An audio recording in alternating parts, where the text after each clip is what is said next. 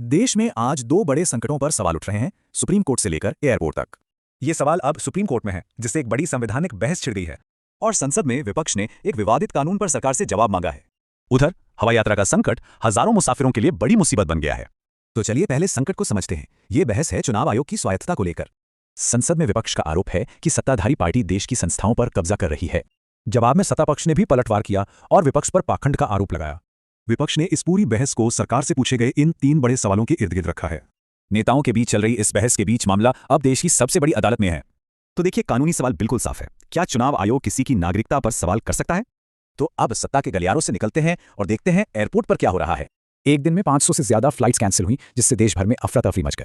और इस पूरे संकट के केंद्र में है देश की सबसे बड़ी एयरलाइन इंडिगो। इंडिगो की बाजार में हिस्सेदारी देखिए 65%। मतलब जब इसे दिक्कत होती है तो असर सब पर पड़ता है। यह संकट दरअसल कई वजहों से हुआ, अंदरूनी समस्याएं और खराब प्लानिंग।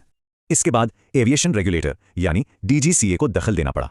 तो सरकार का हल यह है कि एयरलाइन अपनी उड़ानें कम करे ताकि नेटवर्क स्टेबल हो सके।